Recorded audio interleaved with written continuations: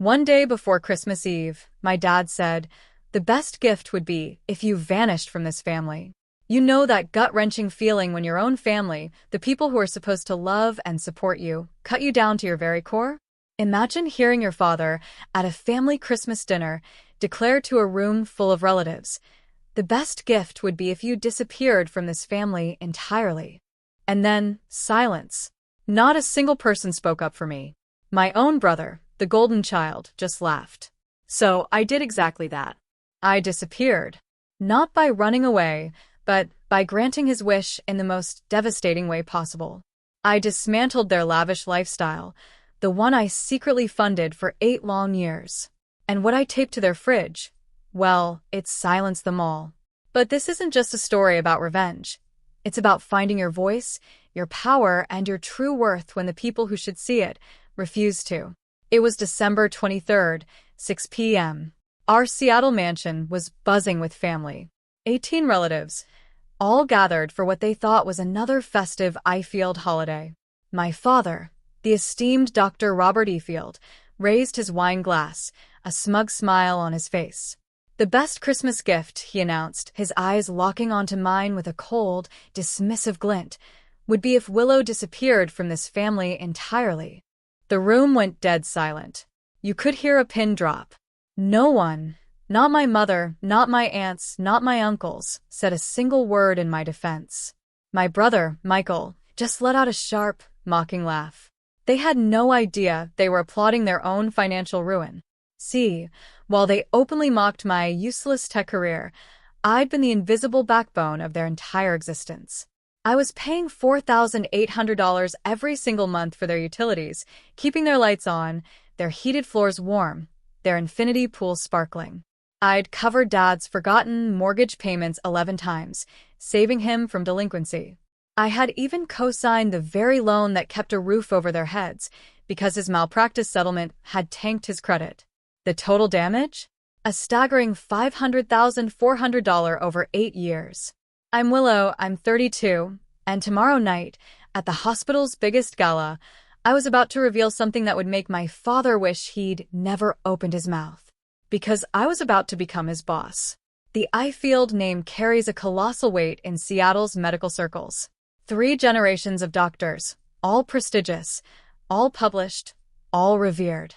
My grandfather pioneered cardiac surgery. My father, Dr. Robert Efield, heads the surgical department at Seattle Grace Hospital. My brother, Michael, just wrapped up his neurosurgery residency. And then there was me, the family disappointment. The black sheep who chose computer science over medicine. Every Sunday dinner at our Queen and Mansion was a masterclass in subtle humiliation. While Michael regaled everyone with his surgical triumphs, I sat quietly, knowing my work in healthcare AI meant absolutely nothing to them. "Willow plays with computers," my father would often say, waving a dismissive hand. Not exactly saving lives. The irony was a constant, searing burn. I had been a co-signer on the family mortgage since 2016, when Dad's credit score plummeted after a malpractice settlement. Without my pristine 790 FICO score, he'd never have qualified for that coveted 3.9% rate. But in his mind, co-signing wasn't a real contribution. Neither was covering every single utility bill. Electricity, water, gas, internet, property taxes, HOA fees, month after agonizing month. $4,800 vanished from my account just to keep their opulent lifestyle humming. Dad knew, of course. He'd even casually remarked once, "Well, someone should contribute something since you're not carrying on the family legacy." As if $460,800 over 8 years was mere pocket change. As if the 11 times I'd covered his forgotten mortgage payments, another $39,600, meant absolutely nothing. But the worst part? How he'd introduce me at hospital events. "This is Willow. She's in computers." That agonizing pause before computers hung in the air like a terminal diagnosis. I meticulously documented everything in a spreadsheet I'd ironically named family support. Every payment, every date, every amount, every confirmation number. 8 years of financial devotion reduced to rows and columns that told a story no one wanted to hear. a total of $500,400. $500,000 that my father blithely dismissed as token gestures. That spreadsheet became my secret comfort during family gatherings. While Dad lauded Michael's real accomplishments and aunts cooed over his bright future, I'd mentally review my PayPal receipts, my bank transfers, my auto payment confirmations. Evidence of a love measured in dollars that bought me nothing but dismissal. Michael's promotion means he'll finally out-earn Willow, Dad announced proudly at Thanksgiving, raising his wine glass. Proof that medicine pays better than typing code. Michael had smirked. At least my work requires actual skill, not just Googling solutions. Mom had actually laughed. Oh, Michael, be nice to your sister. Not everyone can handle the pressure of real responsibility. Real responsibility. I'd pulled up my banking app under the table, staring at that morning's auto payment. $4,800 for December's house bills. Their champagne glasses glittered under the chandelier I paid to keep illuminated. That night, I added a new column to my spreadsheet. Recognition received. It remained, devastatingly, empty. What they didn't know, what I'd hidden even from myself, was that my typing code had just earned recognition from the one place Dad worshipped above all others, the Geneva Medical Innovation Summit. But I wasn't ready to process that yet. First, I needed to survive one more family Christmas. The 2024 family Christmas card arrived at my apartment on December 15th, gold embossed, professionally photographed on the mansion's grand staircase. Dad in his white coat, Mom in pearls, Michael in scrubs. The Ifield medical dynasty in all its glory. I wasn't in it. We took it during your work trip, Mom explained casually when I called. Besides, your father thought it looked more balanced without you. Aesthetically speaking. Balanced. As if my absence was an aesthetic choice, not a deliberate erasure. I hung up and stared at the card propped against my laptop. The very laptop that had just received an email that would change everything. The sender, James Morrison, CEO of Technova Corporation. Subject line, confidential executive position discussion. My hands trembled as I opened it.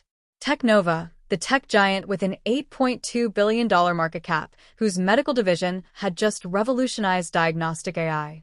They wanted to discuss their chief technology officer position with me. But that wasn't even the truly shocking part. The email's second paragraph made my breath catch. Your AI platform selection for the Geneva Gold Medal has confirmed what we suspected. You're the visionary we need. We'd like to formalize our offer before the public announcement at tomorrow's Seattle Grace Hospital Gala. The Geneva Gold Medal, the honor my father had chased for 30 years. The recognition that had eluded 3 generations of Ifield doctors. And I'd won it. With my computer typing. My phone buzzed. A text from Dad. Don't forget dinner on the 23rd, 6 p.m. sharp. Extended family will be here. Try to dress appropriately and have something interesting to contribute for once. Something interesting to contribute. I looked at the email again. Then at the family Christmas card, where my absence was an aesthetic improvement. James Morrison's follow-up email arrived within hours, marked urgent, time-sensitive offer. My heart raced as I read the details that would either liberate me or destroy my last family connections. Position: Chief Technology Officer, Technova Corporation Medical Division. Base salary: $450,000 annually. Equity: 2% vested over 4 years, currently valued at $164 million. Start date: January 2nd, 2025. The deadline made my stomach clench. Please confirm by December 26th. We plan to announce your appointment at the Seattle Grace Hospital Christmas Gala on December 24th, where Technova will pledge our $50 million eyewitness at the VIP table, basking in the medical community's admiration. I scrolled down to the final paragraph. Your AI platform has already saved 12,000 lives during our 6-month pilot program. This achievement, combined with your Geneva Gold Medal, makes you the ideal leader for our medical technology revolution. This role requires someone who values innovation over tradition. Exactly what my family despised. If I accepted, I'd have to stand on that stage tomorrow night in front of 500 medical professionals and publicly embrace everything my father considered beneath the Ifield name. The daughter who abandoned medicine would become the highest-paid executive in the room, leading the company that controlled his hospital's future. If I declined to keep family peace, I'd lose more than money. I'd lose the chance to prove that my work, dismissed and belittled for 8 years, had already saved more lives than my father's entire surgical career. My phone lit up with another family group text. Michael, hope Willow remembers not to talk about coding at dinner tomorrow. Real accomplishments only. 17 relatives liked his message. 17 relatives. The stakes crystallized. I opened my laptop, researching what accepting Technova's offer truly meant. My fingers trembled over the keyboard, pulling up article after article. Technova AI reduces diagnostic errors by 67%, declared the New England Journal of Medicine. Revolutionary platform catches early-stage cancers doctors missed, reported The Lancet. The future of medicine isn't human, blared Time magazine. Every headline represented validation my family would never give me. But more importantly, the numbers told a story of lives transformed. Rural hospitals gaining world-class diagnostic capabilities. Underserved communities accessing premium healthcare through AI assistance. 12,000 people walking around today because my algorithm caught what human eyes missed. Then I found the Geneva Summit press release, embargoed until December 24th. The 2024 Geneva Gold Medal for Medical Innovation goes to Willow Ifield for her groundbreaking diagnostic AI platform. This marks the first time in 40 years the award has gone to a non-physician. First time in 40 years. My father had submitted papers to Geneva 8 times. 8 rejections. But accepting meant more than professional triumph. It meant standing up at tomorrow's gala and essentially declaring, I chose technology over tradition. I chose innovation over your legacy. I chose myself over your approval. The family would see it as betrayal. The ultimate rejection of everything the Ifield name stood for. My banking app notification popped up. Automatic payment scheduled for $1,800 to Ifield Properties, LLC. Tomorrow's house bills, processed like clockwork while they planned their Christmas without me. I pulled up the co-signer agreement for Dad's mortgage. One phone call to Wells Fargo, and his rate would jump from 3.9% to 7.5%. His monthly payment would skyrocket from $3,600 to $5,200. Without my utility payments, he'd face $10,000 monthly expenses. The power to devastate them sat, quite literally, in my hands. December 23rd, 6 p.m. I stood outside my childhood home, clutching a $300 bottle of wine I knew they'd critique anyway. Through the frosted windows, warm light spilled onto the manicured lawn I'd paid to maintain. 18 cars lined the circular driveway. The full Ifield extended family had assembled. Inside, the interrogation began immediately. Still typing code? Aunt Helen asked, her voice dripping condescension. Still saving lives, I responded quietly. Uncle Richard laughed. She thinks computers save lives. Robert, where did this one get her delusions? From her mother's side, clearly, Dad said, earning chuckles around the room. The dining room showcased the family's medical degrees like a shrine. Harvard, Johns Hopkins, Stanford. Gilded frames reflecting the chandelier light. My MIT diploma wasn't there. It never had been. Michael just got promoted to attending physician, cousin Sarah announced, youngest in Seattle Grace history. Following in Robert's footsteps beautifully. Grandmother Ifield nodded approvingly. At least we have one child maintaining standards. Michael smirked at me across the table. Don't look so glum, Willow. Someone has to be the family cautionary tale about wasted potential. Speaking of waste, Dad interjected. Willow, are you still renting that cramped apartment? At your age, Michael owned his first condo. I've been busy paying for this house, I said quietly. The room went silent for a heartbeat. Contributing to utilities isn't paying for the house, Dad scoffed. And co-signing was the least you could do, considering we raised you. The least I could do? My voice stayed level. 8 years, $500,000. Money is an achievement. Dad's voice turned ice cold. It's not legacy. It's not saving lives. You're right, I said. It's not. Tomorrow, he'd learn what was. Aunt Helen laughed sharply. Don't exaggerate, dear.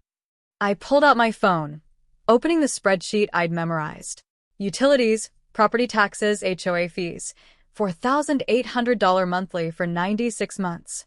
Plus 11 emergency mortgage payments when Dad forgot. Total, $500,400. Forgot. Dad's face reddened. Strategic payment delays for investment liquidity. Is that what we're calling it? I kept my voice steady. The bank calls a delinquency. Michael slammed his wine glass down. You think paying bills makes you special? No, I said, meeting his angry gaze. I think paying bills while being told I contribute nothing makes me done. Done. Mom finally spoke, a thread of panic in her voice. What does that mean? It means, Dad interrupted, standing now, his voice filling the room, that Willow thinks she can buy respect, that she can purchase her way into meaning something to this family. The room held its breath. You want to know what would make this Christmas perfect? Dad's eyes locked on mine. If you disappeared from this family entirely, stop pretending you belong at this table. Stop embarrassing us with your presence at hospital events. Just stop. 18 people. Aunts, uncles, cousins, grandparents, my own mother. Not one voice rose in my defense. Michael actually laughed. Finally, someone said it. I stood slowly, placing my napkin on my untouched plate. You want me gone? The best gift you could give us, Dad confirmed. Merry Christmas. Then I walked out, leaving my keys on the hall table. Behind me, Uncle Richard started clapping slowly. Others joined in. My phone buzzed as I reached my car. James Morrison. Hoping for good news tomorrow. The medical world needs revolutionaries, not dynasties. I typed back with steady fingers, a chilling certainty settling in my soul. I'll take the position. The family group chat exploded before I even reached my apartment. Michael. Drama queen exit. Taking bets on how long before she comes crawling back. Cousin Sarah. Give her 3 days, max. Aunt Helen. Your father's right, Willow. This victim complex is exhausting. Mom. Please don't make a scene at tomorrow's gala. Your father's reputation matters. His reputation? After telling me to disappear, she worried about his reputation. I sat in my car outside my apartment building, engine running, heat blasting against the December cold. My hands shook as I opened James Morrison's contact and hit call. Willow. His voice was warm, concerned. It's late. Everything okay? I'll take the position, I said, the words a solid foundation forming beneath me. But I need to know something. Tomorrow's announcement, my father will be there. Front row, VIP table. He's being considered for hospital director. James paused. Is that a problem? No. I breathed, a slow, terrifying smile spreading across my face. It's perfect, actually. Technova, I learned, was the primary donor for Seattle Grace's new wing. A $50 million pledge.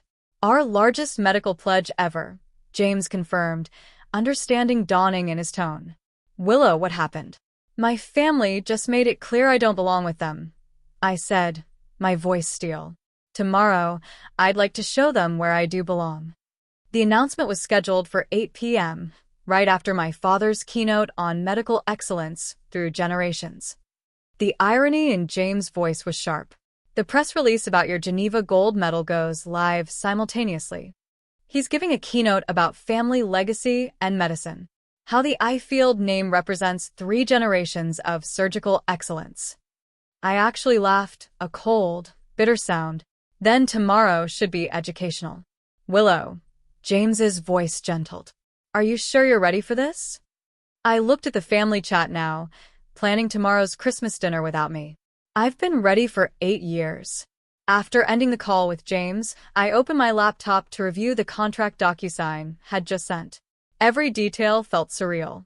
Chief Technology Officer, stock options worth more than my father's entire career earnings. A corner office overlooking Elliott Bay. But one email attachment made me stop breathing.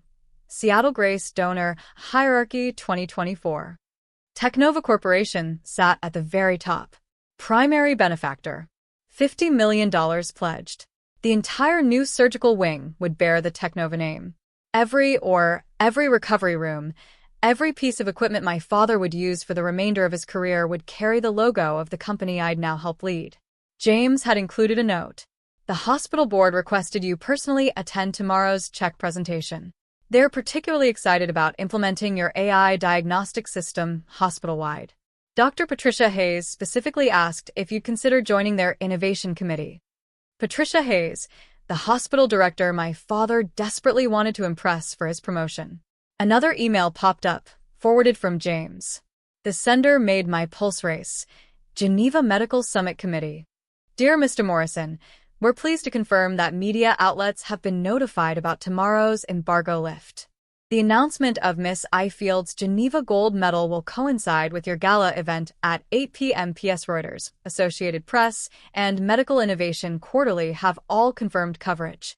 The Seattle Times specifically requested an exclusive interview with Miss Ifield about becoming the first non-physician recipient in 40 years. First non-physician in 40 years. My father had submitted 8 papers, 8 rejections, and I'd won with the work he called playing with computers. I signed the DocuSign with my finger on the trackpad. The timestamp read 11:47 p.m., December 23rd. By tomorrow night, everything would change. My phone rang at 7 a.m. on December 24th. Dr. Patricia Hayes. Willow, I hope I'm not calling too early. Her voice carried an undertone I'd never heard from her before. Excitement. James Morrison told me the news. Congratulations on CTO. Thank you, Dr. Hayes. Patricia, please. We'll be working closely together. She paused. I need you to know something. Before tonight, I was on the Geneva Selection Committee. I've read every submission your father ever sent. Competent work, but derivative. Yours? Revolutionary. My throat tightened. He doesn't know I won. No, he doesn't. But he'll find out tonight, along with something else. Her voice dropped. I've been documenting your platform's impact at our partner hospitals. 12,000 lives saved is actually conservative. The real number's closer to 15,000. 15,000. Every case tracked, verified, documented. I'll be presenting this data tonight, right after James announces your appointment. She paused. Your father likes to quote his career statistics. 4,000 successful surgeries over 30 years. You've quadrupled that in 6 months. I stared at my apartment ceiling processing this. Why are you telling me? Because for 8 years, she said, her voice firm, I've watched Robert diminish your achievements while taking credit for a hospital wing he couldn't afford without your company's donation. Did you know he lists himself as the primary facilitator for the Technova partnership? What? Oh, yes. On his director application. Claims his family connections and technology foresight secured the funding. She laughed bitterly. He means you, of course.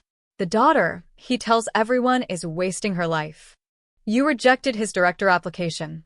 I realized. The board meets January 3rd. But between us, a director who publicly disowns the very innovation saving lives? Not exactly leadership material. The pieces were falling into place for tonight's revelation. December 24th, 7 p.m. The grand ballroom at the Fairmont Olympic Hotel glittered with Seattle's medical elite. 500 guests in designer gowns and tailored tuxedos. Champagne flowing, conversations buzzing about funding, research, and reputation. I entered through the main doors, wearing a simple black dress and my MIT alumni pin, the only jewelry I needed. The hostess checked her list, confused. Willow Ifield, you're at Table 1, with Technova Corporation. Table 1. The primary sponsor table, direct sight line to the stage. My father stood at Table 3, the VIP medical staff section, holding court with his surgical colleagues. He hadn't noticed me yet. Michael beside him, gesturing animatedly about some procedure. Mom, in her favorite pearls, laughing at someone's joke. Willow.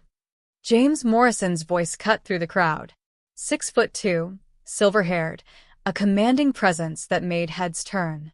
There's our newest executive. He guided me to table 1, where Technova's suite sat alongside major shareholders. The placement wasn't subtle. Anyone who mattered would notice the Ifield daughter sitting with the hospital's biggest donors. Nervous? James asked quietly. No, I realized with surprise. I'm ready. The lights dimmed for dinner service. Patricia Hayes took the podium for opening remarks, welcoming guests, thanking donors. Then she announced the keynote speaker. Please welcome Dr. Robert Ifield, discussing 3 generations of medical excellence. Dad strode to the podium with practiced confidence. The spotlight found him as he began the speech I'd heard versions of my entire life. The Ifield legacy, the sacred calling of medicine, the importance of tradition. The Ifield name has meant healing for 70 years, he proclaimed. My son, Michael, continues this proud tradition. No mention of me. In a room where I sat at the sponsor table, I remained invisible to him. Medical excellence, my father continued, his voice resonating through the ballroom, cannot be replicated by machines or algorithms. It requires human intuition, generations of wisdom, the sacred trust between physician and patient. Several doctors nodded approvingly. Others shifted uncomfortably, knowing their departments already relied heavily on AI diagnostics. My grandfather pioneered cardiac techniques, still used today. I've performed over 4,000 successful surgeries. My son, Michael, just became the youngest attending physician in Seattle Grace history. Dad paused for effect. This is what legacy means. This is why medicine remains a calling, not merely a career. What about your daughter? The question came from table 7, a young resident I didn't recognize. Dad's jaw tightened. My daughter chose a different path. But isn't she? She works in technology. Dad cut him off, his tone dismissive. Some people prefer keyboards to scalpels. Less pressure, less responsibility, less impact. Nervous laughter rippled through the crowd. James Morrison's hand briefly touched my arm in silent support. Not everyone, Dad continued, warming to his theme, can handle the weight of life and death decisions. Some seek easier roads. Coding, data entry, digital busy work that machines will eventually replace anyway. Michael laughed audibly from table 3, raising his champagne glass in a mock toast. But tonight, Dad spread his arms magnanimously. We celebrate those who chose the harder path, who understand that true innovation comes from human hands, not artificial intelligence. Patricia Hayes stood up from table 2. Several heads turned. The future of medicine, Dad concluded, oblivious, belongs to those brave enough to carry forward tradition, not those hiding behind screens pretending to contribute. The applause was polite, but scattered. Half the room knew Technova's AI had transformed their departments. James Morrison rose from his chair. Before James could move, another voice pierced the awkward silence. Dr. Ifield, a follow-up question. Dr. Marcus Chun from Pediatric Oncology stood up. Your daughter, isn't she the one who developed the diagnostic AI we've been using? Dad's smile turned brittle. As I said, she works in technology. Basic programming. Basic. Dr. Chun persisted. The system caught 3 cases of pediatric leukemia we missed. That seems more than basic. Listen, Dad's voice sharpened. I'm sure my daughter's hobby projects have their place, but comparing data entry to actual medicine? That's insulting to every physician here. Hobby projects? Someone whispered at a nearby table. Michael stood up, emboldened by wine and opportunity. My sister means well, but she's always been jealous of real doctors. This coding thing is her way of trying to feel important. Mom nodded supportively. We've tried to be patient with her need for attention. The room's discomfort was palpable. Servers stopped mid-pour. Patricia Hayes was already walking toward the stage. Perhaps, Dad said with false magnanimity, we shouldn't waste time discussing those who couldn't cut it in medicine. Tonight is about celebrating those who could. That's when James Morrison's voice boomed across the ballroom. I'd like to address that statement. Every head turned. James commanded attention. Major CEO. Billions in market cap. The man whose company's name would soon grace their new wing. Dr. Efield speaks about those who couldn't cut it in medicine. James walked toward the stage with deliberate steps. I'm curious if he knows that his daughter just won the Geneva Gold Medal for medical innovation. The sound Dad made wasn't quite a gasp, more like air leaving a punctured lung. That's impossible, he stammered, his eyes wide. James smiled. Patricia, would you like to share the verification? Can you believe my father said that about me, in front of 500 people? But wait, the best part is coming. If you're feeling that secondhand frustration, hit the like button right now and comment justice if you want to see how this plays out. Share this with anyone who's been underestimated by their own family. The revelation that's about to happen will blow your mind. James Morrison took the microphone with a CEO authority that made my father step backward instinctively. Ladies and gentlemen, I apologize for interrupting, but Technova Corporation has an announcement that can't wait. The screens around the ballroom flickered to life with the Technova logo. Tonight, we're not just pledging $50 million to Seattle Grace. We're introducing the architect of the medical revolution that made our success possible. Dad remained frozen at the podium's edge, his face draining of color. 6 months ago, James continued, his voice cutting through the tension, we implemented an AI diagnostic platform that has transformed healthcare delivery across 47 hospitals. This platform has identified cancers at stage 0, predicted cardiac events weeks in advance, and caught rare diseases that would have killed patients within days. The screens shifted to data visualizations, survival rates, diagnostic accuracy, lives saved. 15,237 lives. James let the number hang in the air. That's not a projection. That's verified, documented reality. Each case peer-reviewed and confirmed. Whispers rippled through the crowd. Doctors pulled out phones, checking their own department statistics. This platform just won the 2024 Geneva Gold Medal for medical innovation. The first time in 40 years it's gone to someone without a medical degree. James paused, his eyes finding mine. Because sometimes the greatest medical breakthroughs come from those brave enough to think beyond tradition. My father's hand gripped the podium's edge, knuckles white. Please welcome Technova's new Chief Technology Officer, the mind behind this revolution. And yes, Dr. Robert Efield's daughter, Willow Efield. The spotlight swung for my father to find me at table 1. 500 faces turned. The silence was absolute. I stood slowly, my MIT pin catching the light, and began walking toward the stage. Each step felt like shedding 8 years of invisibility. The spotlight followed my path through the ballroom. Past tables of surgeons who'd dismissed me. Past relatives who'd mocked my choices. Past my brother, whose champagne glass trembled in his hand. Willow Efield, James announced again, louder this time. Our new Chief Technology Officer. The words echoed off the ballroom's vaulted ceiling. Someone started clapping. Dr. Chun from Pediatrics. Others joined slowly, uncertain, looking between me and my father, who stood statue-still at the podium's edge. I climbed the 3 steps to the stage. Dad's eyes met mine.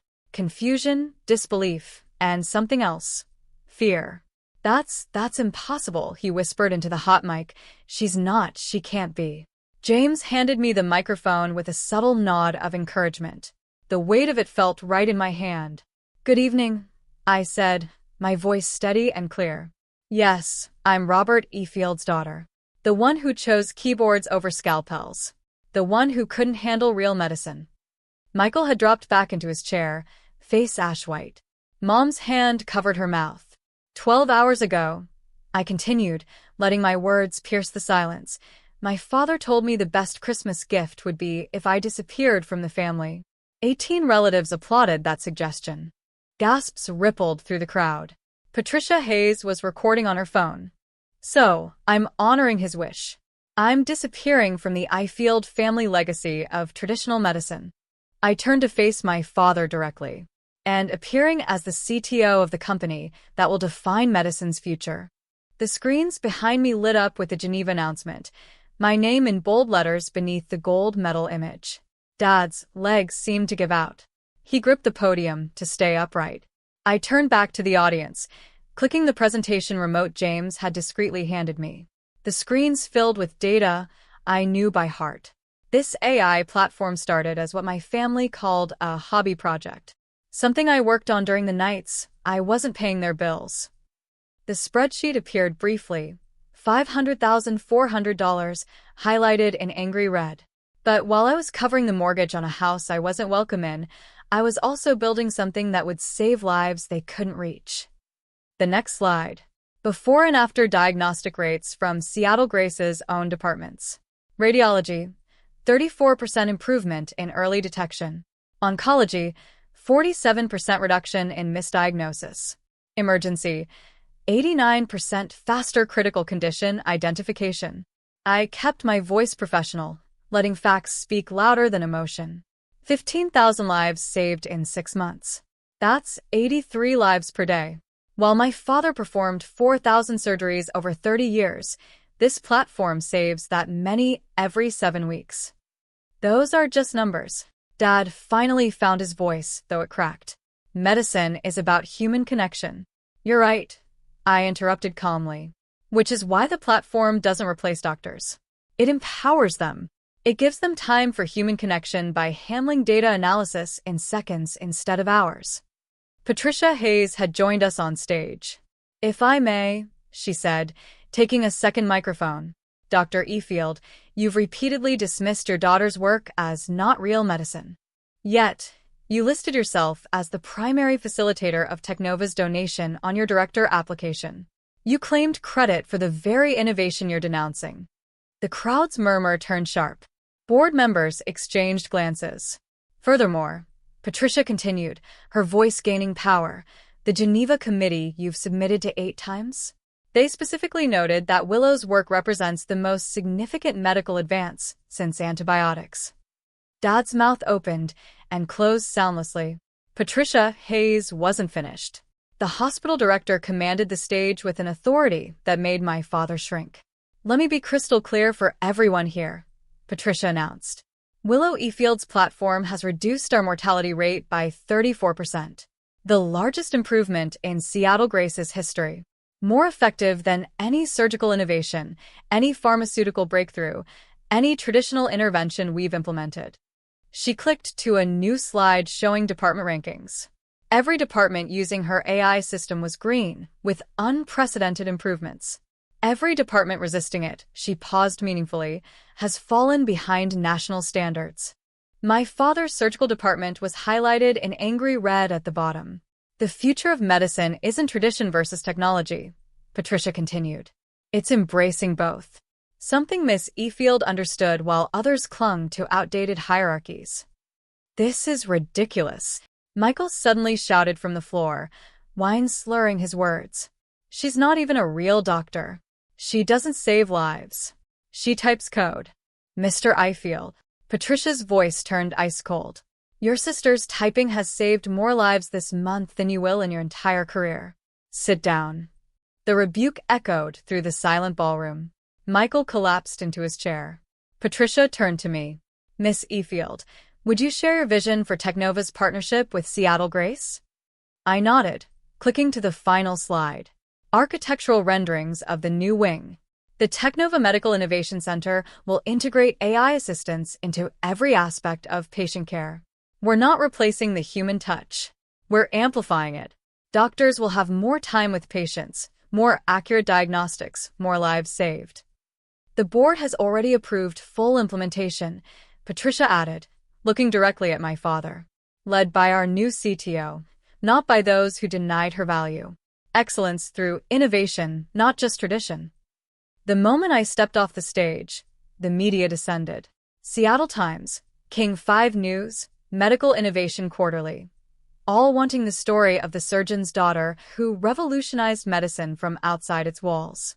"Miss Efield, how does it feel to achieve what your father couldn't?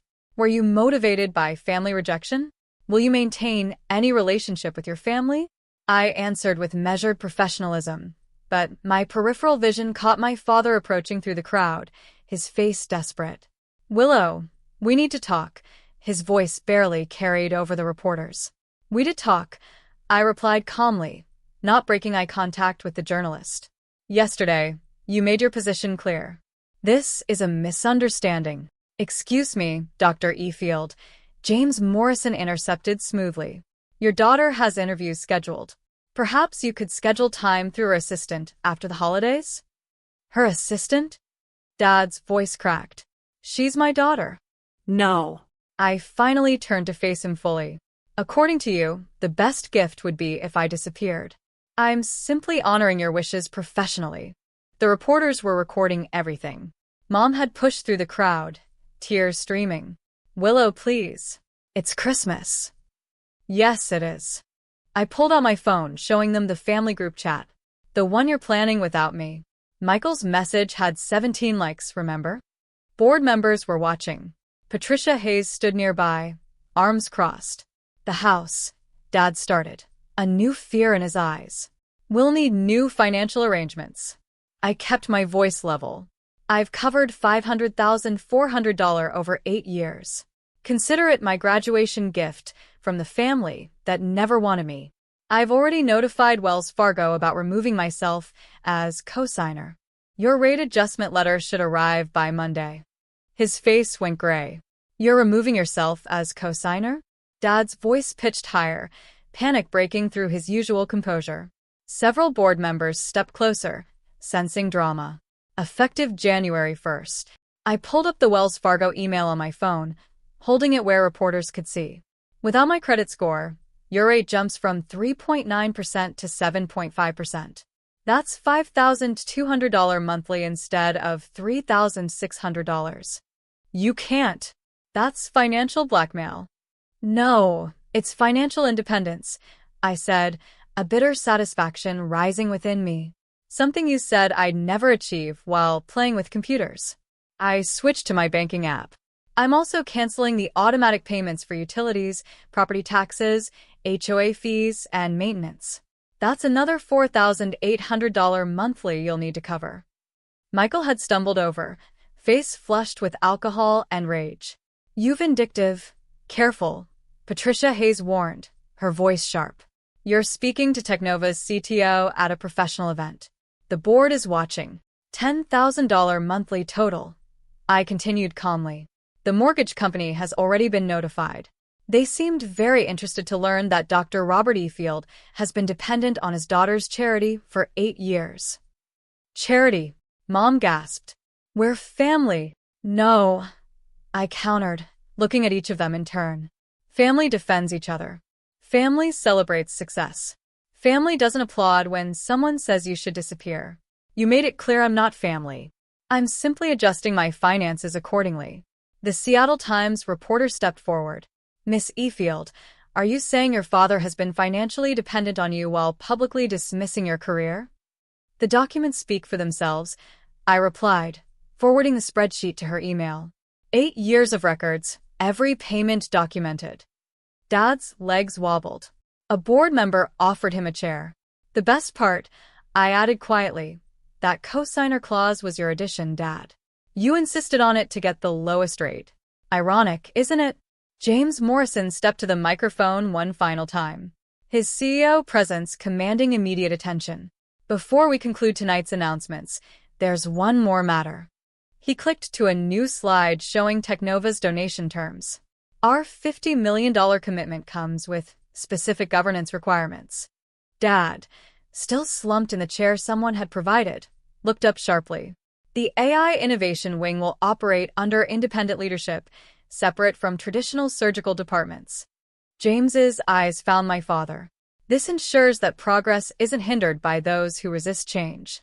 Additionally, Patricia Hayes took the microphone, her voice resonating with authority.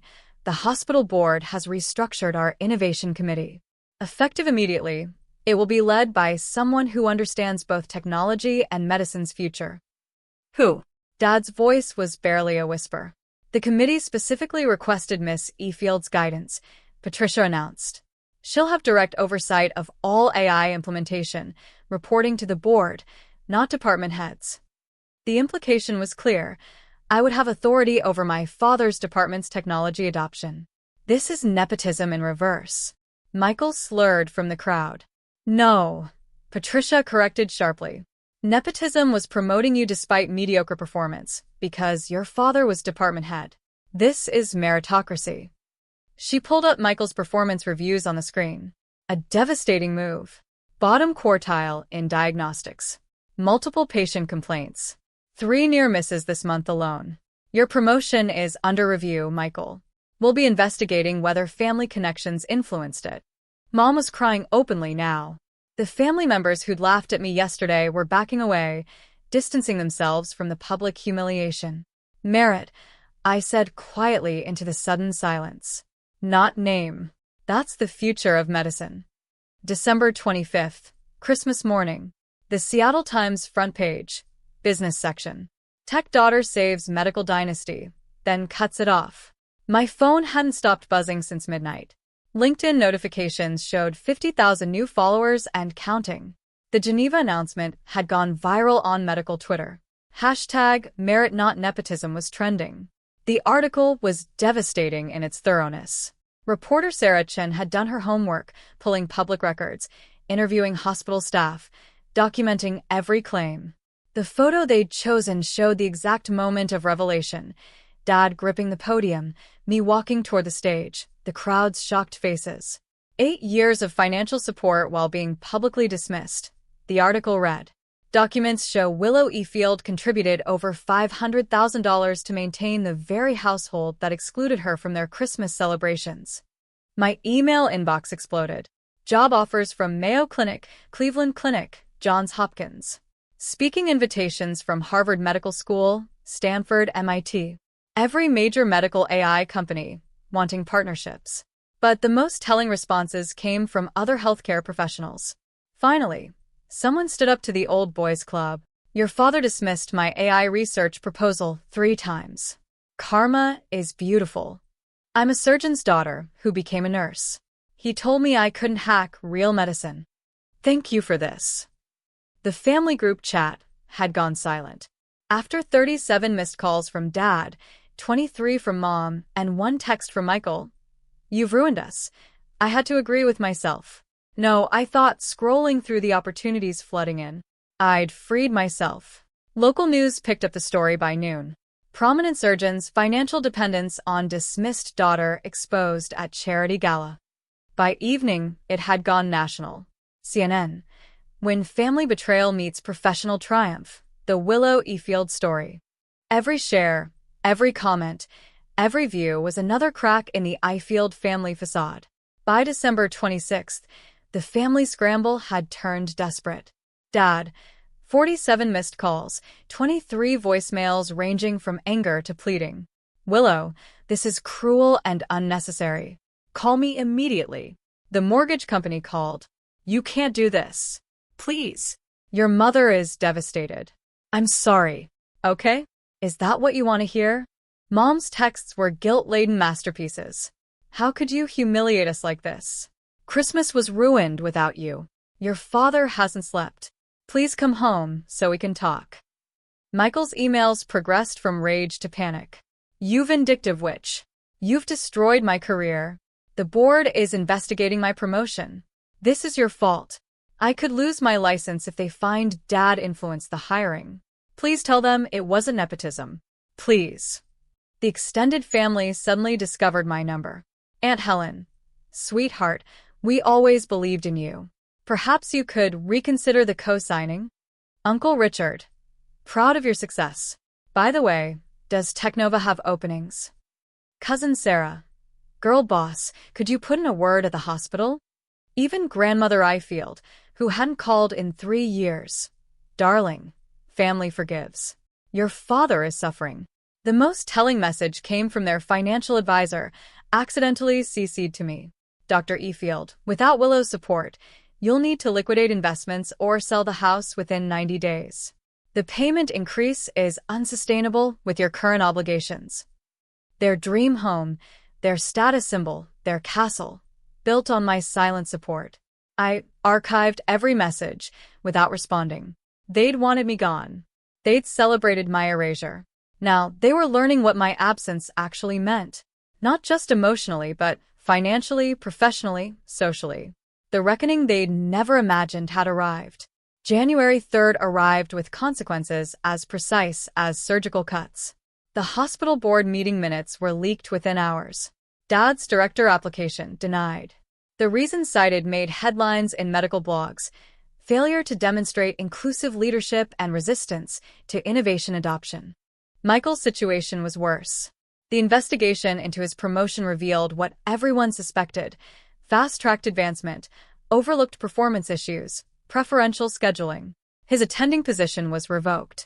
Demoted back to senior resident with mandatory performance improvement plans. "This is your fault," Michael's voicemail screamed. "You destroyed everything." "No, I thought," reading Patricia Hayes's email. You destroyed yourselves. Patricia had written, "The board was particularly concerned by Dr. Robert E. Field's public dismissal of technology that saved 15,000 lives. How can someone lead a modern hospital while denying modern medicine?" The dominoes kept falling. 3 pharmaceutical companies pulled Robert from their speaker rosters. His anti-AI stance was now problematic for their brand. The medical school canceled his guest lecture series. "We need professors who embrace innovation," the coordinator explained in an email he'd blindly copied me on. His private practice referrals dropped 40% in 2 weeks. Patients were requesting doctors who used that AI system. The country club, where he'd bragged about his successful children, plural, only when convenient, had questions about his delayed membership dues. But the final blow came from Wells Fargo. "Dear Dr. E. Field, your request for rate modification has been denied due to insufficient credit score and debt-to-income ratio without cosigner. Payment of $5,200 begins February 1st. Additionally, review shows 11 late payments previously covered by cosigner. Account flagged for monitoring." The iField medical dynasty, 3 generations of prestige, was crumbling because they dismissed the one person holding it together. All documented. All consequences of their own choices. All justice delivered by facts. My first day as CTO of Technova began January 8th with a corner office overlooking Elliott Bay and Seattle Grace Hospital in the distance.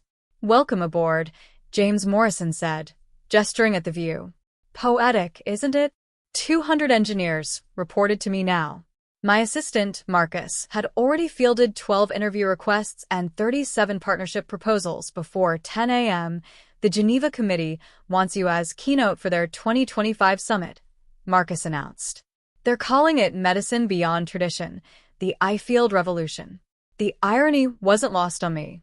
My first all-hands meeting was scheduled for 2 p.m. The team had decorated the conference room with congratulations, banners, and a cake reading, "To saving lives without a scalpel. Your AI platform went live in 12 more hospitals this week," my engineering director reported. Current projection, 100,000 lives impacted by second quarter. 100,000, a number my father couldn't fathom. The WHO partnership confirmation arrived that afternoon. We'd be deploying the platform in underserved countries, bringing advanced diagnostics to places traditional medicine couldn't reach. "Miss Efield," the WHO director said over video call, "your technology will democratize healthcare globally. This is medicine's future." At 4 p.m., looking out at Seattle Grace, I saw something that made me pause. An ambulance at the emergency entrance. Someone's worst day, potentially their last. Unless the AI caught something human eyes might miss. That's what mattered. Not family approval, not legacy, not the iField name on a hospital wing. Lives saved. Suffering prevented. Hope delivered through innovation they'd mocked. My phone buzzed, a text from an unknown number. A patient whose rare cancer was caught by my platform. "You saved my life. Thank you for not giving up. Despite those who doubted me. Despite the family who dismissed me." Christmas morning, 1 year later. December 25th, 2025. I sat in my new Belltown penthouse, coffee in hand, watching the sunrise paint Mount Rainier gold. The family group chat I'd muted months ago showed 847 unread messages. I opened it for the first time since last Christmas. The recent messages were revealing. "Mom, Willow, please. We're losing the house. Michael, can we at least talk? I'm struggling with resident salary. Dad, your mother wants you to know we're having Christmas at Aunt Helen's apartment. Apartment. Not the mansion. I typed my first message in a year. I see you're experiencing life without my support. This is not cruelty, it's consequence. You celebrated my erasure from the family. I simply honored your wishes. If you want to reconnect, here are my non-negotiable conditions. 1. Public acknowledgement of 8 years of financial support. 2. A written apology for the Christmas Eve dismissal. 3. Acknowledgement that my work has value equal to medicine. 4. A commitment to therapy, family, and individual. 5. Respect for my boundaries going forward. This isn't about money.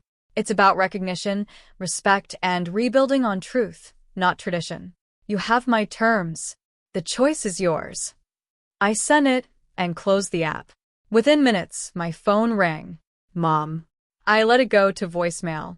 Willow, sweetheart, those conditions your father's pride. Can't we just forget everything and start over? No. Starting over meant they'd learn nothing. Accountability came before absolution. Another call. Dad, this time also to voicemail. This is extortion, Willow. Family doesn't have conditions, but apparently, family could tell you to disappear. Family could mock your career while taking your money. Family could erase you from photos while cashing your checks. That wasn't family. That was exploitation. February 2025. Dad showed up at Technova's headquarters, desperate enough to try ambushing me at work. I need to see my daughter, he told reception, using his most authoritative surgeon voice. I'm sorry, Dr. Efield, but you're not on Miss Efield's approved visitor list, the security guard replied professionally. Would you like to leave a message? I watched it all on my office security monitor. He'd aged years and months. Gray stubble, wrinkled suit, the posture of defeat. This is ridiculous. I'm her father. Sir, I'll need you to leave the premises, or I'll have to call building security. He left an envelope instead. Marcus brought it up an hour later. I opened it carefully. 2 pages of his precise surgeon's handwriting. Willow, this is all a misunderstanding. You've taken things too personally. Yes, I said some things in frustration, but family forgives. Your mother cries daily. Michael's career is ruined. The house is in foreclosure. You've made your point. You're successful. We get it. Now come home and fix this. Your father. Not love, Dad. Just your father. No apology. No acknowledgement. No accountability. Just demands disguised as reconciliation. I had Marcus draft a formal response on Technova letterhead. Dr. Efield, your letter was received. It contains no apology, no acknowledgement of wrongdoing, and no acceptance of the conditions I outlined for reconnection. You state, I've taken things too personally. Telling me to disappear from the family was personal. Taking my financial support while denying my professional worth was personal. You want me to fix this? I did not break it. You did, with 18 witnesses who applauded. My conditions remain unchanged and non-negotiable. Willow Efield, Chief Technology Officer, Technova Corporation. He never responded directly, but the legal papers arrived a week later, attempting to sue me for financial abandonment. His lawyer dropped the case after seeing the documentation. March 2025 brought an unexpected visitor. Mom came alone to Technova, waiting 6 hours in the lobby until I agreed to see her. She looked smaller somehow. Designer clothes replaced with simple department store finds. The pearls were gone, probably sold. Willow, she began, then stopped, tears already starting. I'm sorry. The words hung between us, fragile and long overdue. I should have defended you. That night when Robert said those horrible things, I should have stood up. I was a coward. She pulled out a worn envelope. I wrote this letter 100 times. I read it slowly. 3 pages of real accountability. How she'd enabled Dad's dismissiveness. How she'd prioritized peace over truth. How she'd failed as a mother. I've started therapy, she continued. Individual, not couples. Robert refuses to go. But I need to understand why I let this happen. Why I let him diminish you while you held us up. What about Dad and Michael? Michael blames you for everything. He's living with friends, drinking too much. Your father, she paused. He's moved into a studio apartment. Still insists he did nothing wrong. Still telling people you betrayed the family. And you? What do you tell people? The truth. That my daughter is brilliant, generous, and deserved so much better than we gave her. That I'm proud of you. That I'm ashamed of myself. It was a start.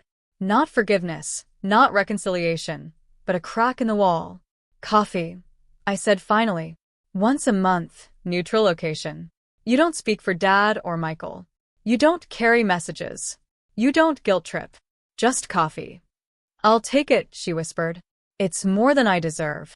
Maybe. But everyone deserved a chance to grow. Even mothers who'd stayed silent too long. June 2025. 6 months after the gala that changed everything. My AI platform was now in 127 hospitals across 14 countries.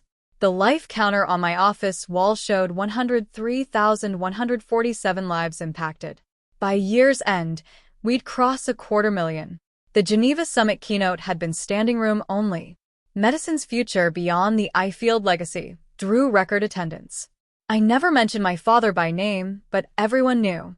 Michael had texted once. Hope you're happy. I'm working urgent care in Tacoma. I wasn't happy he was struggling, but I wasn't responsible for his choices either. Dad had given one interview to a medical blog, claiming I'd succeeded against family. The comments destroyed him. Hundreds of healthcare workers shared their own stories of dismissive senior physicians. He never gave another interview.